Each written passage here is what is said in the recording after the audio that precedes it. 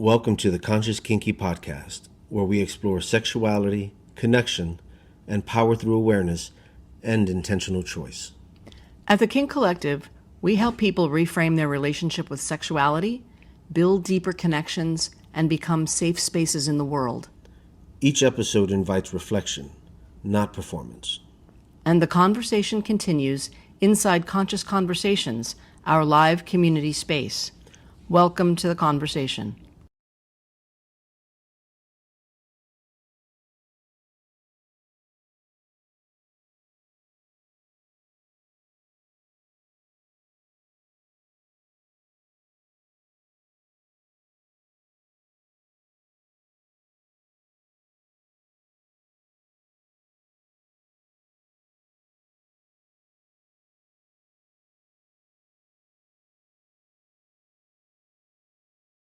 What if the biggest factor in your relationships isn't who you choose, but how people feel after interacting with you?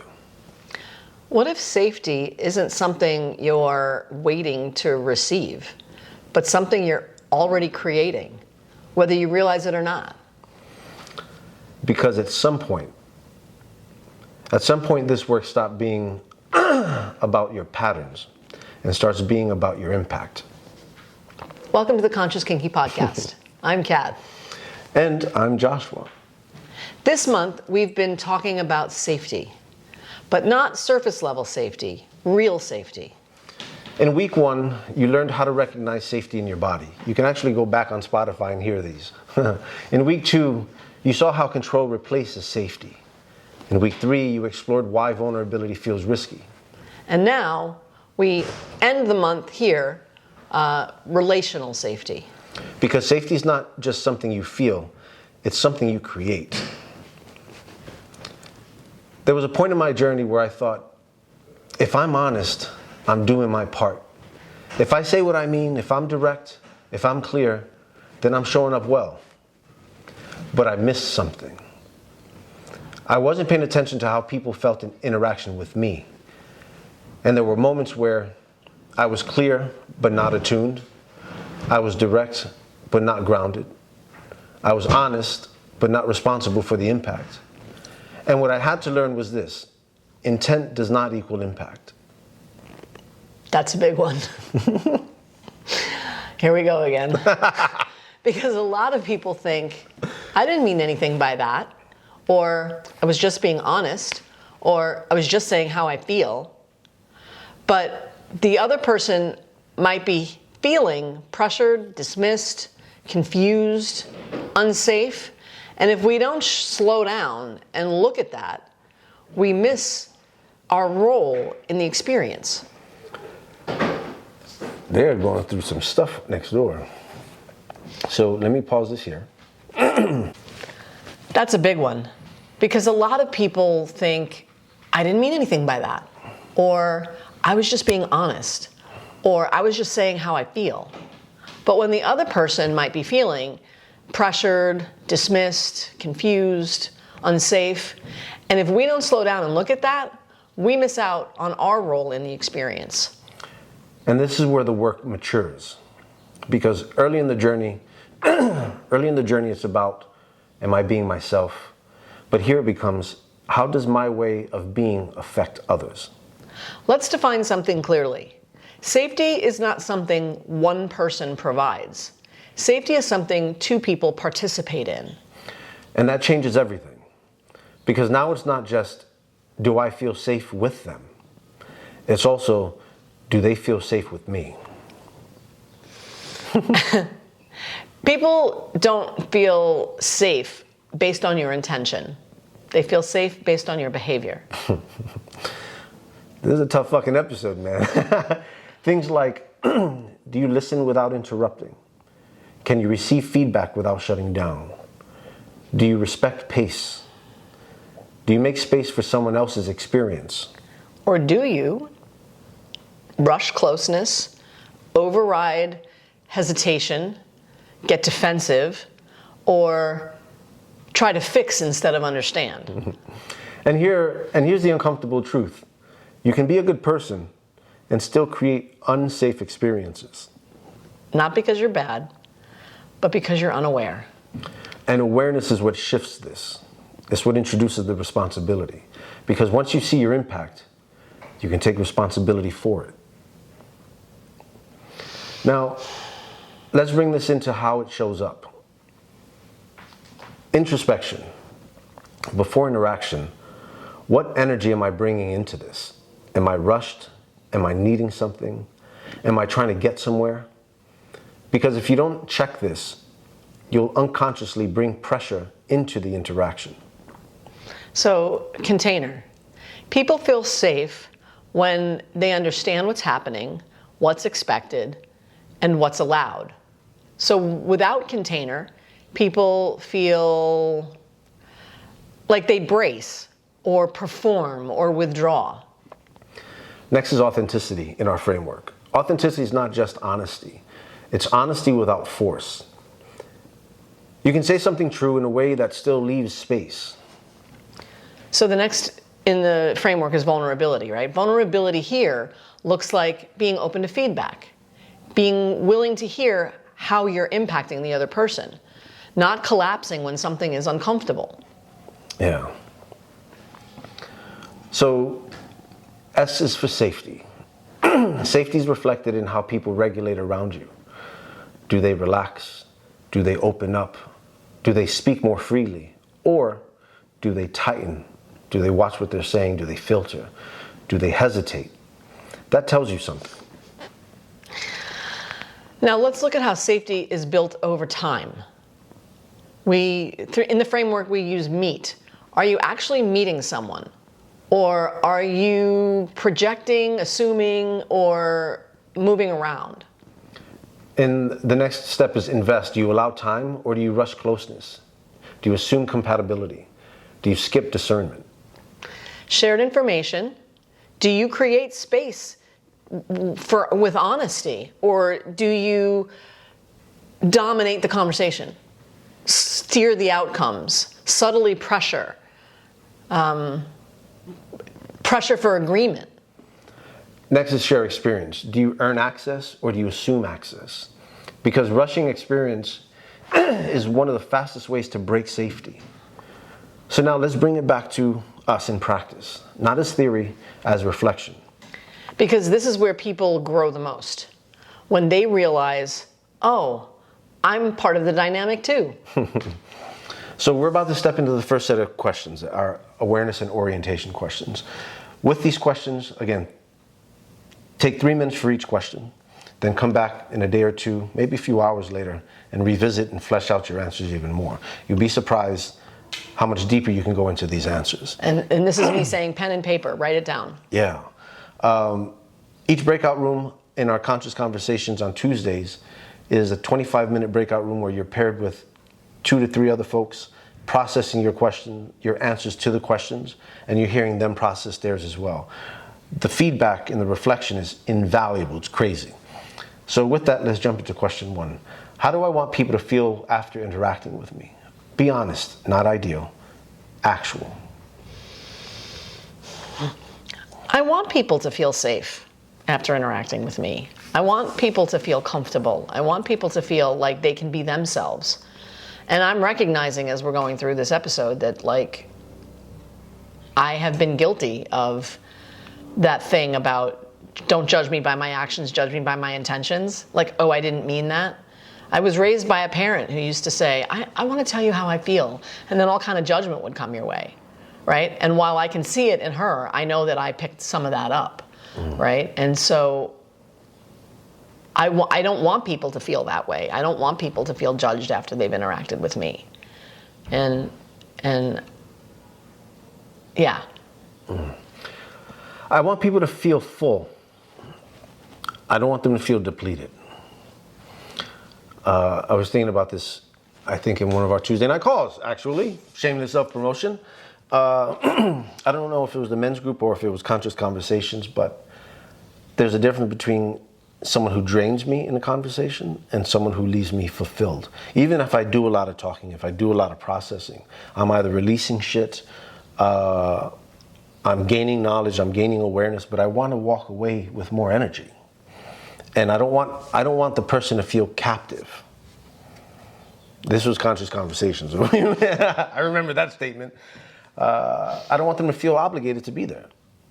Right. Right? So how do I want a person to feel after interact? I want them to feel full and say, wow, fucking Josh was crazy. In a good way. In a good way. Like, I feel so full. I think that happens. Honestly, I do. So where might I... Number two. Question number two. Where might I unintentionally create pressure, tension, or confusion for others? Look at your tone, your pace, your expectations. Where might I unintentionally create pressure, tension, or confusion from others? It's funny. I think the closer a person is to me, the more I can create these experiences because of expectations of behavior, of expectations of how you're receiving me. And if you don't read my mind, right? Because those closest to me obviously should be reading my mind, obviously. And so my patience, I have a short fuse for it. Like, the closer you are to me, the less fuse of patience you get. Joy. That's absolutely people closest to me. Where might I unintentionally create that? Pressure, tension, or confusion for others? It's definitely in distance to me. Who's closest to me? Yeah. When I'm expressing wants or needs, I believe, because I can be indirect. Or if I'm in fear, or if I'm activated in some way, I can absolutely create tension. If I'm not communicating, I can create tension because my tone changes, my pace, what's expected. My headspace, depending on my headspace, I would absolutely unintentionally create pressure, tension, and or confusion for others. Yeah. I think I do it when I'm not being mindful. I had the words. I think there are times when I'm just talking off the cuff, just kind of putting it out there, whatever it is I'm thinking. Because there's a difference between, in the last episode we talked about, being able to be honest spontaneously as part of our authenticity, as part of our vulnerability. But there is also something, the flip side to that is, there is a certain degree of mindfulness that I need to bring to the communication that I have. Am I being mindful of the space the other person's in? Am I being mindful of how they're feeling, what they need? Am I using words and language that comes across the way I mean it to? Because I did give it a thought. When I was young, the biggest accusation that would get hurled at me is, you don't engage your brain before you engage your mouth, right? And it was true. I did do that, and I did create pressure, tension, and confusion for people. And I chalked it off by saying, well, I didn't mean that. It's not what I meant, right? But those are the consequences of my words and the consequences of my behavior, is that's what I create for people if I'm not mindful. And it's not enough to just say I didn't mean it once I've created the pressure or the tension. Yeah. Right? The important thing for me to do is, and that's where when we talked about feedback, can I hear feedback? Right? Can I hear somebody say to me, hey, you just said that and that didn't land so good for me. And can I hear that and be humble enough to take that in and modify my behavior and modify what I say? Awesome. TikTok's not or Instagram's not pausing out, correct? Okay, because sometimes TikTok would do at 55 minutes, they would slide to make sure you're still here. But I'll watch it now. Thank you, sir. Before I go on to number 3, being present. Where might I unintentionally create if I'm not being present? Is exactly because something's gonna interact with how I'm gonna engage with you. If I'm thinking about something fearful, shameful, anxiety ridden, it's going to affect me, right? Or if I'm projecting, if I'm thinking about what's coming up, Right. but with fear, with stress, with anxiety, is going to affect. This is the thing you engagement. talked about last time about being present, and you talked about meditation and presence, right? That's, Yeah. that makes sense. Wow. I'm really going to dissect this whole being present is a form of meditation, because you'll see. A rabbit hole. A rabbit Another hole. rabbit hole. Another rabbit hole, another time. So number 3, how do I respond when someone expresses discomfort or a boundary with me? Do you listen? Do you defend? Do you explain? Do you shut it down? And that's that thing. Can I be open to feedback? Can I be humble enough to hear somebody say, you hurt my feelings, I didn't feel good about what you just said, or whatever kind of feedback they have for me that's anything other than, great job, Kat, right? Can I hear that and can I listen, not defend, not explain, or not shut down? And the answer is not always. Sometimes I'm really bad at hearing feedback. And sometimes, I mean, you've seen it, you've yelled at me about it. Like I shut down, I collapse inside when I get feedback that's hard to hear, right? Rather than staying present, taking it in, understanding that nobody's trying to hurt me, that somebody's just trying to speak their own truth. And, can I hear it? It's practice for me. Because when I was younger, I couldn't hear it at all. When I was younger, if you had criticism for me or what felt like criticism, I did every manner of shut it down, ignore it, not pay attention to it, be defensive. I did all those things on the regular. I didn't know how to hear.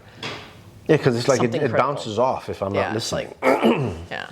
No, it cuts in deep is what happens for me. It cuts in deep and it feels really bad. When I say bounces off, it means I'm not integrating it. I'm not willing to receive it. Yeah. Right? It's going to hurt. It's like getting punched, but it's But I can't, right, you're right. I can't take it I can't in. integrate it. Yeah. And the same for me. It all depends who it's coming from and what they're saying. What I'm getting better at is listening. Listening to the feedback as opposed to I failed or I'm being rejected or I'm being criticized. In some cases, I would defend what it was, the action, as opposed to listening or explaining or shutting down are other things I would do. Like, for example, in play, someone said, no more breath play. And I took it offensive, like it was something I was doing. And it was like, no, I'm not comfortable with the potential risk of it. And it was like, okay. And I needed to hear that because I was taking it like I was doing something wrong. And it's like, no, dude, it's like. Right. That's the beauty, though, about listening to ourselves and being willing to show up. Like, I can ask, that's that pause piece, right? Where I can slow down and I can ask a qualifying question. I can see what you meant by that. If I go to get offended, if I go to get hurt by it, I can check in and see if that's what you really meant. Or what, rather than assuming that someone means to hurt me, I could assume that they didn't mean to hurt me. And if it feels hurtful, I can find out more about what they really meant. Yeah. Right. But that requires us to slow down and be to be present. mindful and be present. Present. It's not so easy, man. No, All right, it's not. question number 4. Where do I prioritize being understood over creating understanding? Where do you push your point instead of making space? This is am I being interesting rather than interested point for me. It's like, where do I get so caught up in wanting to have my way be heard that I'm not making space for the other person to show up and have enough space to be heard?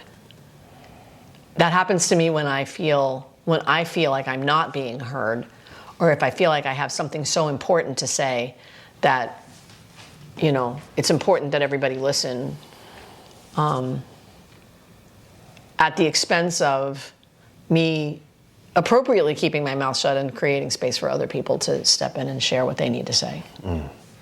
Where do I prioritize being understood over creating understanding?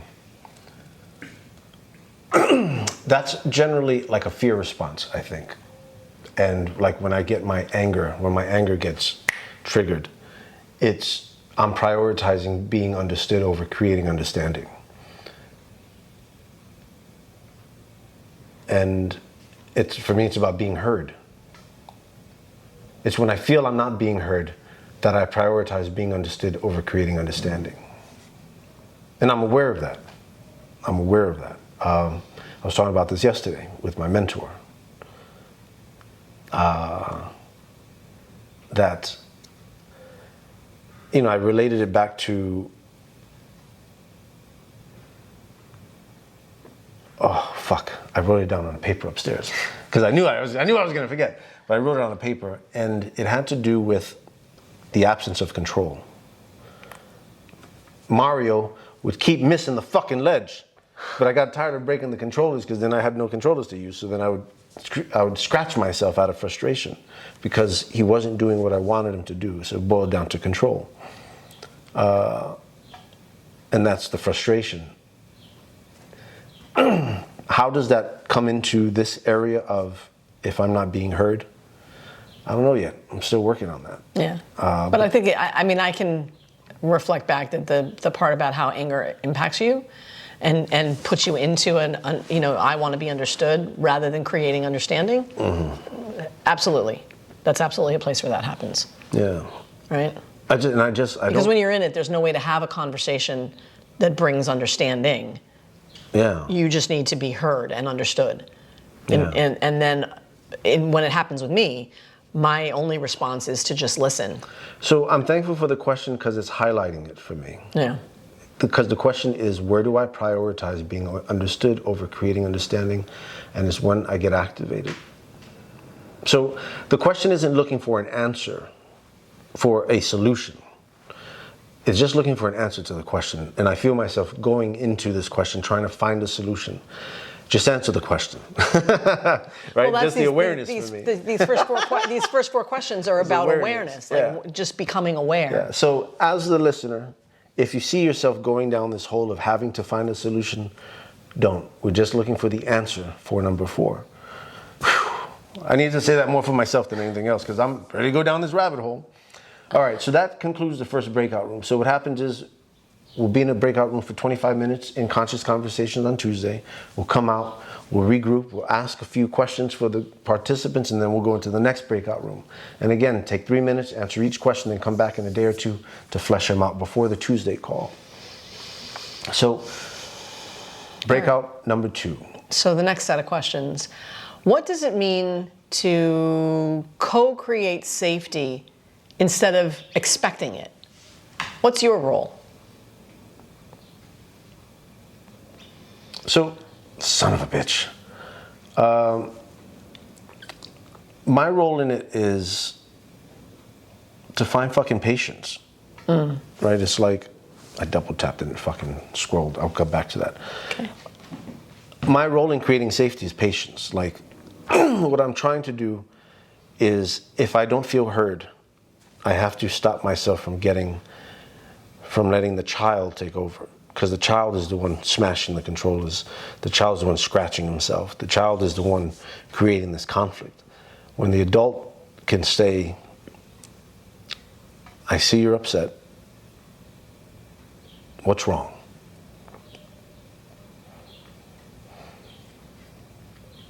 I'm still trying to buy this time with the inner child.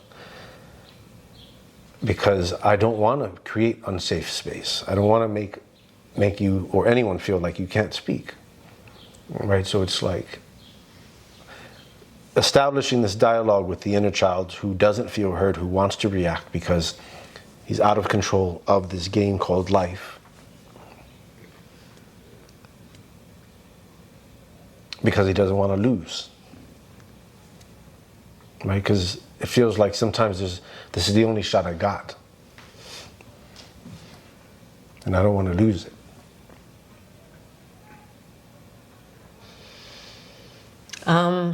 Thank you for that bit of vulnerability. I appreciate that.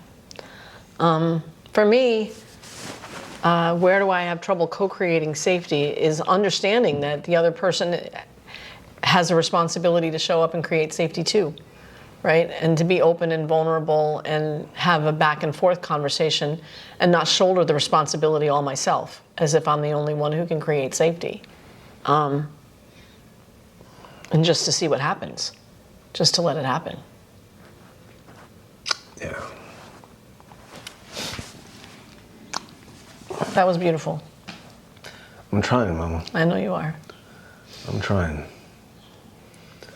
Number 6, where am I responsible for the emotional impact I create in others? Not blame, responsibility. And how I behave and how I show up. Yeah. That's my responsibility for the emotional. Dude, like, I carry so much shame around who I've been in the past, and I don't want to be him anymore. And I'm responsible for hearing the inner child, addressing his concern, but from the adult perspective, because I'm 47, I'm not 7.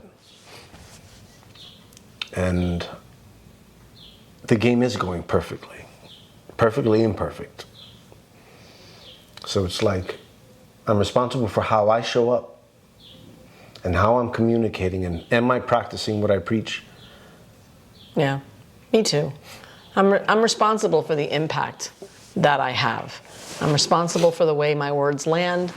I'm responsible for the feelings that I create in people by my body language, by my facial expressions. I mean, I have no poker face. If I think something's stupid, like, it's right here. Like, you can't look at me and not know that I think something's stupid. And sometimes what comes with that is the feeling that I'm saying non-verbally that you are stupid.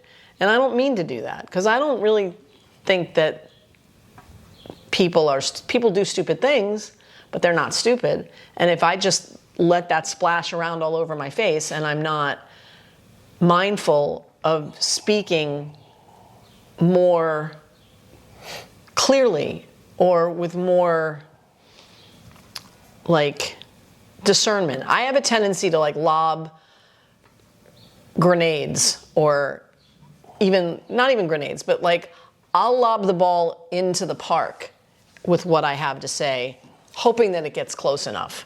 And then if it didn't land, I just say, well, that's not what I meant, right? Rather than being responsible for what's actually coming out of my mouth and knowing that I have control over what I am actually saying and how it might be landing. And if I miss the mark, listening to the feedback that tells me that.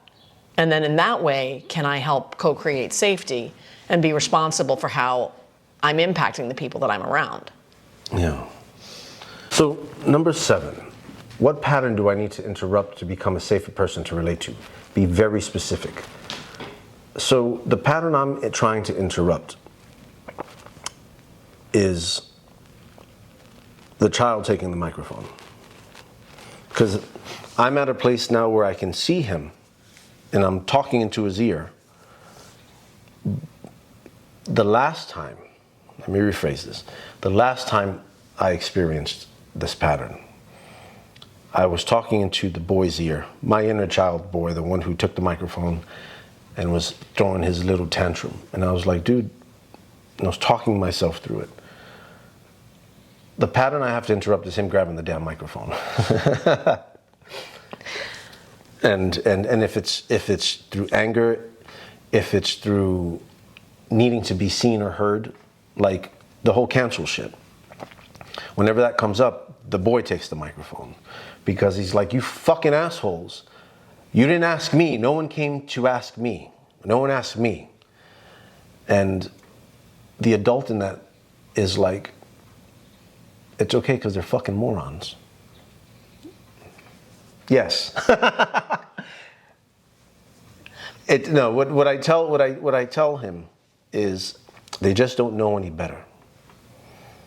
You have a right to be angry. They just don't know any better. And there's a huge difference between showing up as the adult in that setting and showing up as the child in that setting. Yeah. Even if the child's not wrong. Yeah, even if the child's not wrong. Like, for example, last night I came across someone who's had judgment on me. And they had the nerve to introduce themselves. Cool. Fucking hi. And as the adult, I shook their hand. I said, nice to meet you. I said some shit. I don't remember what I said. And then I just turned and walked away. Versus the child taking the microphone and fucking drilling into them where they stood. Because the child feels like he has a right to do that because you're a fucking liar, or you're this, you're that. But the adult says, They'll make their bed, they'll sleep in it. You don't have to worry about that. That's incredible to hear you talk about that. It really is. I've been tossing this ball around for a long time, man. I know. But to hear you get to this place is really incredible. The pattern I need to interrupt, and it continues to be the pattern I need to interrupt, is the one where I show up without being mindful. Is the one where I speak before I think. I act before I listen.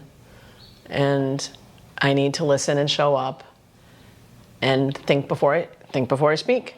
That continues to be a pattern that I need to interrupt, right? It's like yeah, and these strings have been here the whole fucking time. Oh, man. yeah. It's crazy. Yeah, no, I if I'm still working on this, there's a good chance I'll continue to work on this like forever. No, we're getting there, man. What is one way I can actively create safety in my relationships this week? Be small, be real, and have it be something consistent. I can practice showing up and listening. I can practice showing up and paying attention and thinking my words through before I let them fly out of my mouth. I think one way I can actively create safety in my relationships this week is practicing asking for what I need and what I want, and then sitting through that conversation. Yeah. The other thing I was thinking about for me is, sorry. Go ahead. At work, right? I'm doing restaurant work again, and one of the things that I'd noticed in the last time I had a restaurant job is I have this tendency to fall into my ego.